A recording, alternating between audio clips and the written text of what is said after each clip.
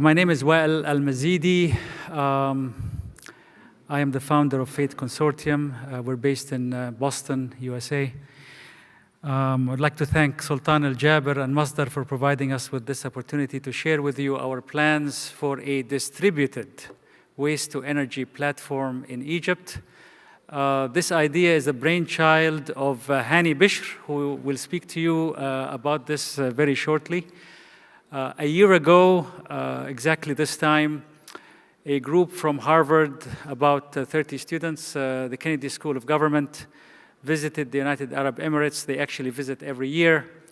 I'm an advisor to this group. Hani was a member. He was, at that time, a student at the Kennedy School at Harvard. And this is financed by this wonderful country, bringing a lot of students from all around the world to interchange ideas and cross-fertilize concepts.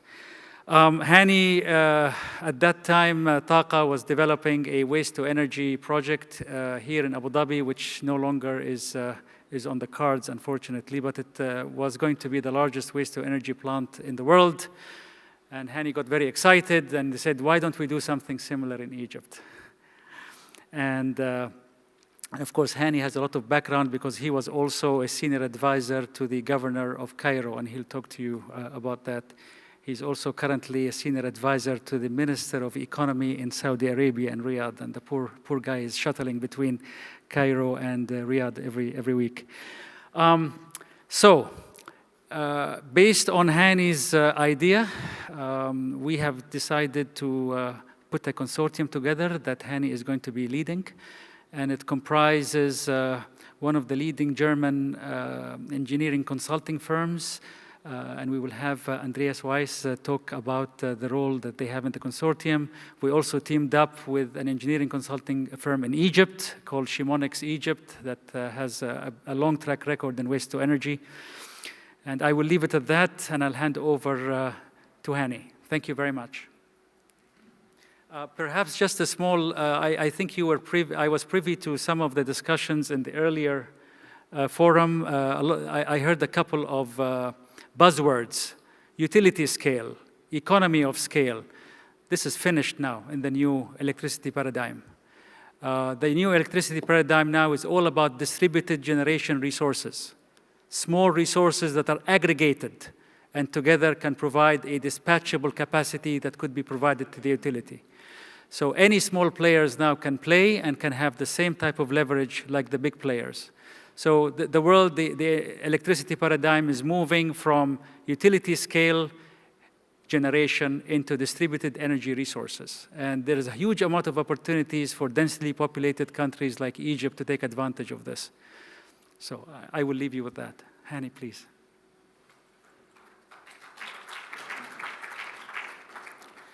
Greetings, ladies and gentlemen. I am really honored today to be with you in the hub of renewable energy in Abu Dhabi. Well, our presentation agenda is basically, first we cover the global platform of waste to energy, and then we provide an overview of waste management in Egypt. And finally, we go through Alchemy Project that Dr. Wael referred to. So we will start with the global overview, and that's provided by Andreas. He will introduce himself and go through the slides. Thank you. Well, thanks very much, Hani, and thanks very much to all of you to stay here and until the last minute and hear a little bit from us on our interesting waste-to-energy project in Cairo. Maybe a few words to us, to Intec. Wael already introduced, we are one of the largest German consulting engineering companies. We are basically working as power sector consultants in transmission distribution, renewable energies, and as part of the renewable energies, we also have a team dealing with waste to energy. And we are working globally in Africa, in the Middle East. Basically, we have a branch office with alone 50 people here, and in Central Asia. This is our 3 main markets. And just would like to grab one thing what Wael was mentioned about utility scale and large scale projects. I totally agree. Scale is not anymore the matter right now, and you see that also in the portfolio of our company. We are working from very small size projects, mini grids on the Maldives as an example for 160 islands, up to the largest size where we advise Mazen in Morocco for their next 1 to 2 gigawatt solar project. So this is all possible in the new energy world, and we are a consultant to advise you in that project. So now we are coming to this project of waste to energy in Cairo, and I would not waste a lot of time and steal Hani the show. Just give a little bit of brief introduction on the global background of that project. So based on this global background, then we will have also a short video clip introducing you into the subject, and then Hani will go further into the details. So I put here together a few figures about the global landscape of waste to energy all over the world. You see in the left column what is the actual status, and you see in the right column what we expect to happen in the next 5 to 7 years. You see it is, from the left column, you see already it is a proven technology. We have 1,500 plants already existing. It's mainly in the already established markets in Europe, in the US, but also in some of the Asian countries. We process with that about 2 billion tons per year of municipal solid waste. And it's mainly standard mass burn grade thermal combustion. But more interesting is what happens in the future. So you see on the right-hand side, and we see that this market will grow up by at least 50% in the next coming 5 to 7 years. So we expect that about minimum 500 plants will come in addition. So if we see 7 years, more than 70 per year. And there will be also new technologies involved, not only standard burn-grade thermal combustion. Most of the municipal solid waste is actually landfilled. You see that here, and we also see that this trend in a business as usual case, if we do not change our behavior therein, will remain. You see here the development which we expect under a business as usual case, but you see that already 20% about is being combusted in waste to energy plants, so that we use part of the energy which is in the municipal waste. And from that lower part, which you have seen in blue in the before picture, the waste to energy, thermal and biological, we see what investment volume is behind that. And you see that right now we are in an investment volume per year between 10 and 25 billions per year. And you see if we go up to 2022, this will, in a conservative approach, double, and in an optimistic approach, almost more than triple. So we are seeing here definitely a very good business opportunity on a global scale. Now you see there are a lot of reasons, for implementing waste to energy. First of all, probably it's not only the energy, but first of all, it's simply reducing waste. It's reducing the negative environmental impacts on health, on hygienic, and on lots of other items, which are affected with dumped waste or with not further processed waste. But one important part of that is obviously also to use that energy which is contained in the waste and make that part of our energy mix in the future. So right now you see here what we are talking. So right now, you know, about 13% of the global energy provision comes from renewables. The majority of that is still is already biomass, but it's traditional biomass. And from that, only about 4% comes from municipal solid waste. And you will see later that we're also thinking in our project in Cairo about using agricultural waste, so that would sum up to another 9%, so totally about 13%. And lastly, we are coming from the technology side, so we would be definitely the partner in the consortium providing the technical solution or giving an opinion on the best technical solution. So we know that there are already available technologies like direct combustion, which I mentioned is already the technology which we are using right now mostly, but there are also advanced thermal technologies like gasification, like pyrolysis, like arc gasification, plasma arc gasification, or also biological treatment possibilities. In the end, we will produce definitely power. Each ton of municipal waste can produce between 150 and 550 kilowatt hours of electric energy in the average, depending on the composition of the waste. But we will also produce process steam, heat, mainly in Europe, but we can also use it in countries like in Cairo in Egypt for cooling. But we also produce waste to fuel, we also produce waste to water, and we also produce other minerals and metal recovery. So with that, I would leave the introduction for now and would like Hani to introduce more detail into the project under reference. Thanks very much.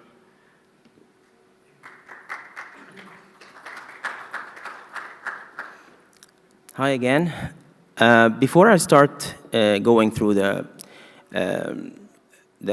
waste management ecosystem in Egypt, I would like you to imagine a student in a developed country going in the morning to school, having a nice walk to school, you know, the only challenge in his mind or her mind is how he's going to perform in school, and like a typical, it's a responsibility on all students. In Egypt, students have an extra challenge, an unpleasant challenge. They have to maneuver through accumulations of waste, tolerate unpleasant odors, and they also face health hazards because of the waste that is accumulated even at the door of their schools. So I always use this example to just explain, help people imagine how is this impacting the life of Egyptian citizens. So as they say, a picture is worth a thousand words. I will start with a very short video that goes through, shows the problem of waste management from the citizens and cleaning staff perspective.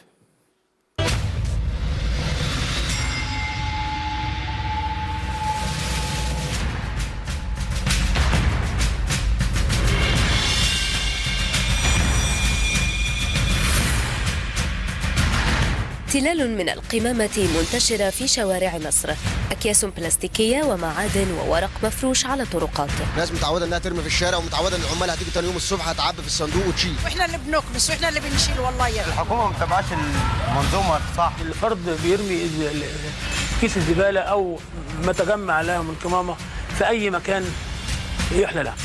أزمة بقيت لسنوات تبحث عن حل وتبحث أيضا عن مسؤول ما بين الشركات القائمة على جمعها وسلوكية بعض المواطنين التي لا تجد سبيلا لقمامتهم سوى الأرصفة، وأزمة عمال النظافة ما بين ضعف المرتبات وعدم توفير المعدات، بالإضافة إلى انتشار الفريزة الباحثين عن لقمة العيش من فضلات المواطنين. الناس ما بتتعاونش معانا، يعني أنا مثلا أنا وزميلي شغالين في الشارع ماشي، عقبال ما بنروح ننظف الحته وبننقل نكمل حته تانية بتطلع ناس بترمي الزباله مكان ما احنا مكانسين. وبالنسبه هنا للصناديق، الصندوق بيبقى موجود قدام اللي هو الساكن وبيطلع بيرمي غير الصندوق. في ناس بتيجي اللي هي مثلا بتفرز بتقطع الشنطه مثلا، بتاخد الحاجه مثلا بتبقى احتر. اما انا رغم بيزعلوا من حاجه اللي الواحد مننا بيجيب كيس كيس الزباله، بدل ما يفضيه جوه الصندوق بيفضيه على الارض. يعني في ناس برضو دماغها برضو ما بتحسبش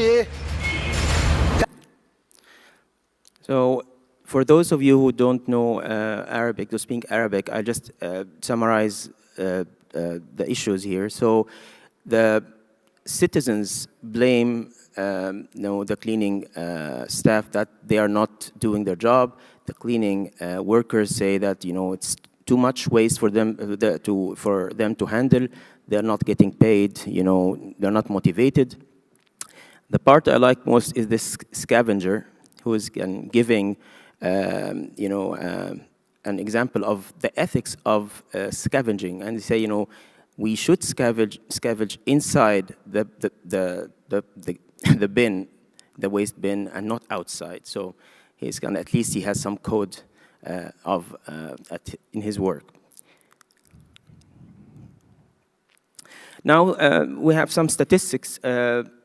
This is a comparison between Egypt, the waste disposal in methodology in Egypt, the U.S. and Europe. It's obvious, like in Egypt, there is a big, huge category called open dumping, which represents 84%.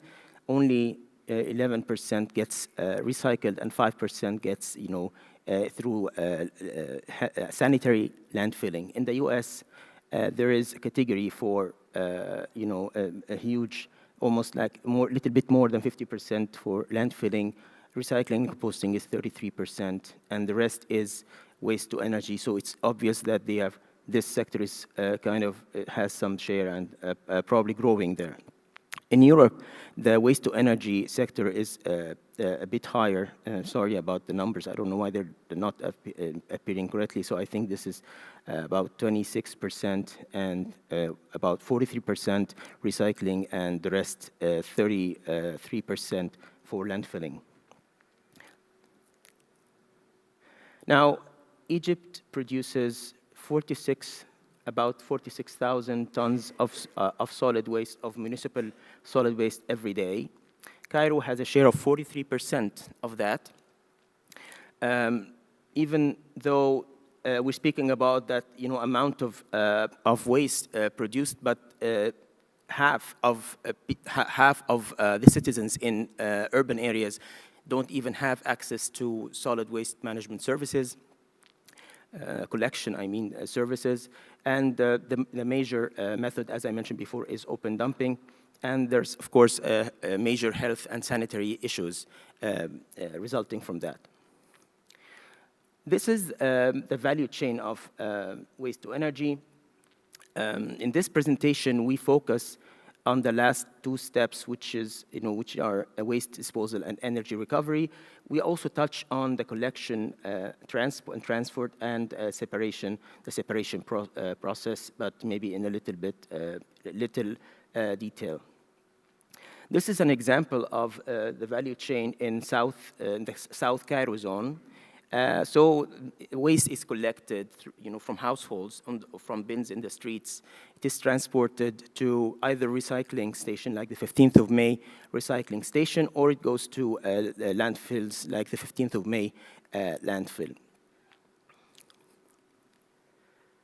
So now we go to the Egypt municipal solid waste composition. This will be a very important input in deciding on the technology to be used in waste to energy.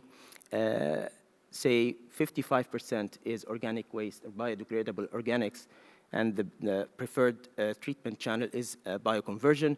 17.5% is combustible organics that can be used for thermal, that can be treated by thermal conversion, and 12.5% are residuals, and recyclable here is, I can't recall. It's 20-something, so recyclable. Okay, sorry.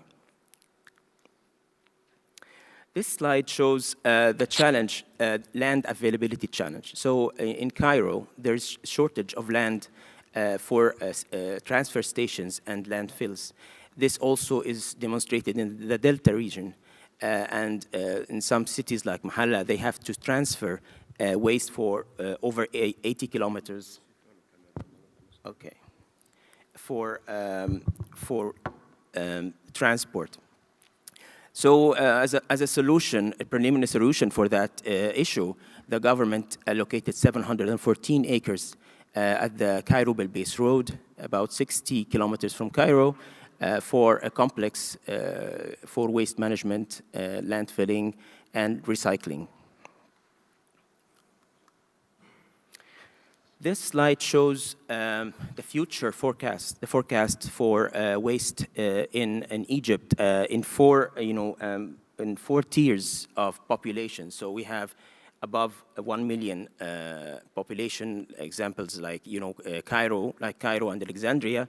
We have between 500,000 and 1 million like Mahalla. We have 200,000 to 500,000 like Ismailia, and less than 200,000 like Al Arish. These are the 4 tiers, and we find that the most challenge will be faced in the in tier 1, where the growth of the population and the growth of waste production is the highest.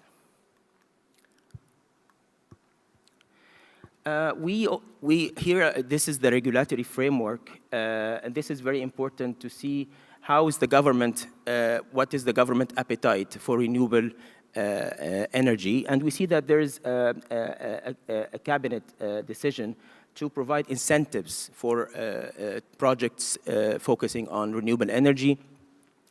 In this framework, part of this framework, a feed-in tariff for waste produced from energy produced from waste is about 12 cents, and that's even higher than the feed-in tariff of solar energy and wind, energy produced from solar and wind. So now, one of the key things about the land availability will be addressed by governorates who will give priority for energy projects and transportation contracts of waste with companies, and these are 2 key issues that usually foreign investors are wary about. And finally, the government is working on institutionalizing waste collection by decreasing the influence of informal sector, reducing the amount of waste produced, and also outsourcing of waste collection to foreign companies to raise the standards of that service.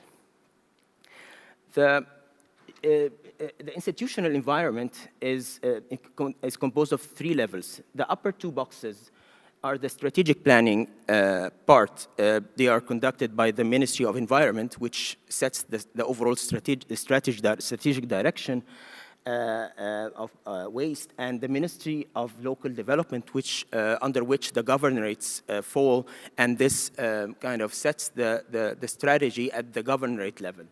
The second level is the operational design level, and this is carried out by the Egyptian Environment Affairs Agency, who actually design the distribution and the disposal location, and the Ministry of State for Urban Renewal and Informal Settlements. They focus more on the informal sector and construction waste. And finally, the cleansing and beautification authorities in Cairo and Giza, they are the executive arm of the waste management. So they issue contracts to foreign companies, and they monitor the execution of those contracts. They also have a small, like a fleet of their own that is, deployed to assist in waste disposal. Now, in terms of energy value, municipal solid waste can generate anywhere between 150 to 550 kilowatt hour of power, depending on the type of technology used. And the typical project, waste to energy project, capacity is 360,000 tons of waste per year, and we'll be able to generate up to 22 megawatt. So, and there is a huge potential for that sector because it's, as it shows, it represents a very small portion, and I mean, for the government, it will be a very important contribution to environmental issues of burning waste and other unhealthy techniques of disposal of waste. Now we'll speak about the Alchemy Consortium, the Alchemy Project. This project is main objective is to develop innovative waste treatment solutions to address the waste challenges in Egypt that we covered previously. It's composed of 3 players. I will go very quickly because my colleagues already went through them. So Intec is a global engineering consultancy company. They have a large presence in the MENA region. They provide waste-to-energy project technology from Germany.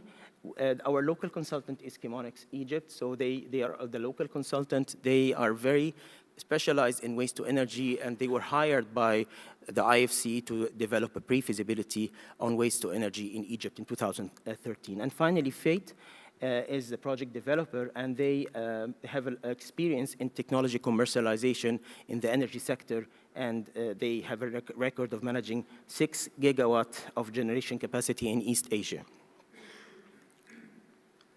So the objectives of a consortium, Alchemy Consortium, is divided into 3 portions. So the first bullet points are, focus on facing environmental issues, like dumping agriculture waste, pollution of groundwater, and facing health and hygienic hazards.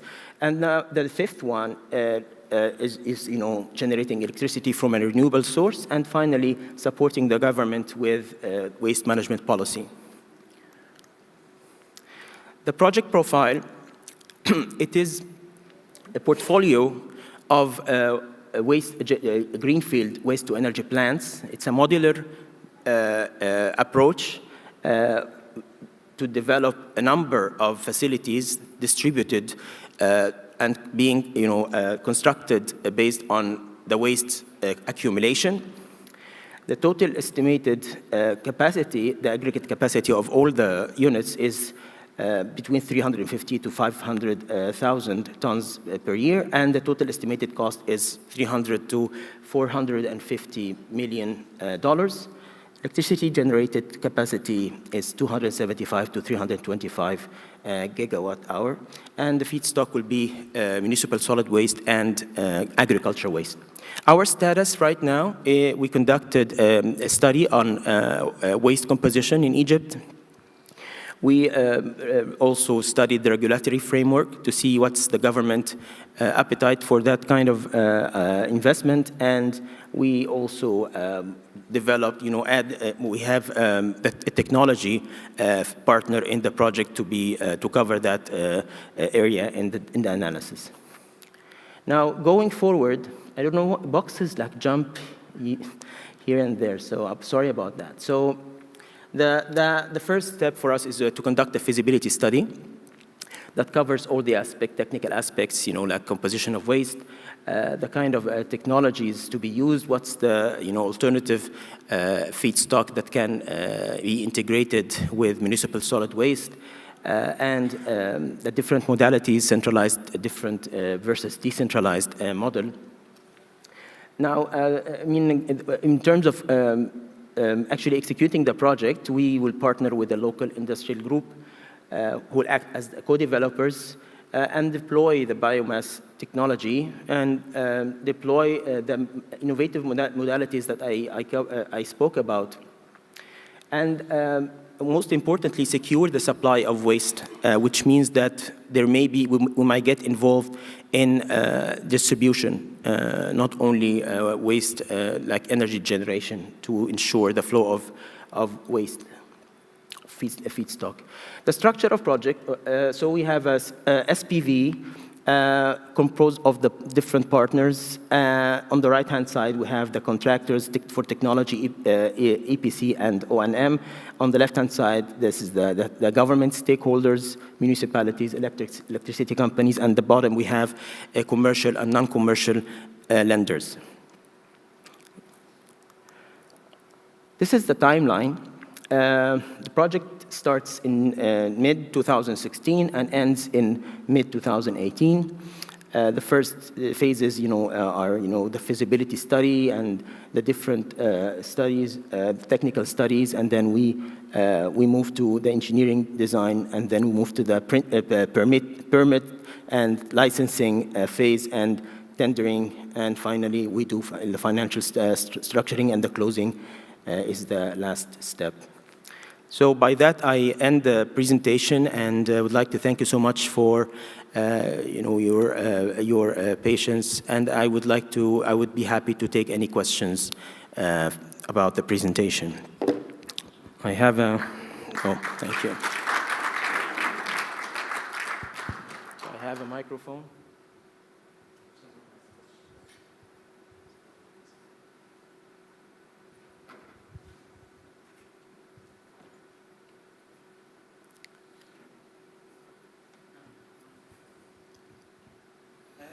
I'd like to know if you already have an agreed with an off-taker. You said electric utilities. Did you sign any preliminary agreements with them to be the off-takers? And my understanding is what you had, like 94 piastres per kilowatt hour, is yet to be discussed. So did you have any kind of a formal agreement, or with the governorate itself? Okay. Dr. Wael, would you like to take that?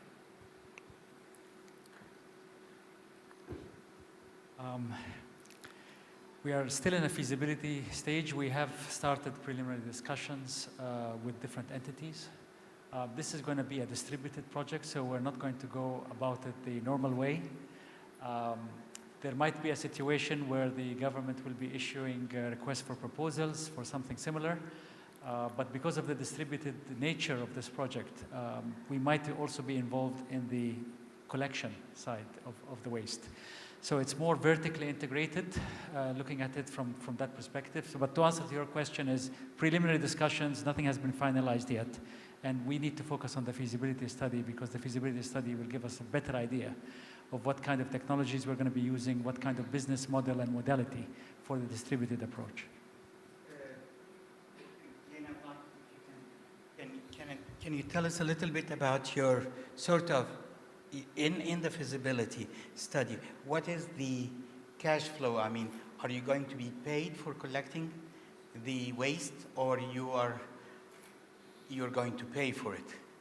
It's two ways. Mm-hmm. I mean, so how is this part going to take place? And is your in-cash flow will be only from the energy sales, electricity, or biofuel or biogas produced? Can you comment on that, and you can shed some more light on that, please? As Dr. Wael mentioned, I mean, I think that the presentation of the consortium is, I mean, like we are at a very early stage. We haven't decided on, we haven't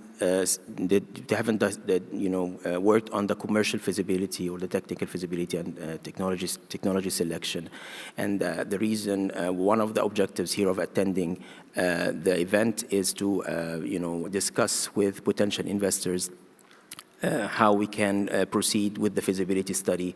But, the overall ecosystem shows that this is there are investors who are successful in, setting up waste-to-energy plants. And, I mean, that's why we're encouraged to step in and study that. So sorry if I don't have... Well, just to give an idea, there are many different ways to make money. And we don't envisage that we are going to be charged anything for picking up the waste. I don't think this is going to be a business model that would work. But there are intermediary steps other than power generation and an offtake. In fact, we're looking at a business model, I can't talk a lot about it, that's focused on the midstream specifically. And then maybe supplying other power plants, not just necessarily the one that we own. We want to create a new distributed model that we could actually scale up, not only in Egypt, but we can take into other countries if we're successful. Thank you. Allow me just a final comment here. Basically, I mean, this sounds like a very nice model, but we're looking at in Egypt to repeat that governor to be based on different governorates, so the replication of over all the governorates, and we're trying to say, even though the 92 or 94 piastres are relatively high as compared with conventional generation, but we are in discussions with some of the governorates in that the electric utilities will be paying part of the feed-in tariff, and the additional cost or the additional amount of money could come as a cost of getting rid of the waste. I mean, that will be the cost where the governorates will be paying for. But thank you very much. Very interesting presentation. Thank you.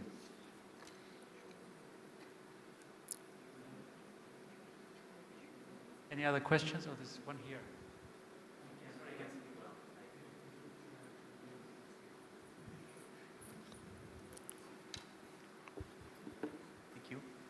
This is for Hani, basically. You mentioned earlier throughout your presentation that you are running out of space in terms of either collection stations or waste field. If the distance are reasonable within the Nile Delta, why don't you go, for example, a little bit west or southwest or southeast where you don't have too many population and too many people living in that area? You mean southeast of Egypt? Southeast of the delta itself, southwest or southeast, where you have somehow a desert, if you will, if you want to call it a desert. I think that, that's a very good question, actually. I think that, you know, the waste composition will play, I mean, like a role, like the link between the waste composition and the technology used, the ratio between agriculture waste and municipal solid waste, the quality of the municipal solid waste. These are all, you know, indicators or parameters that will help us decide on the location. In Egypt, also, governors have different approaches. They have different priorities.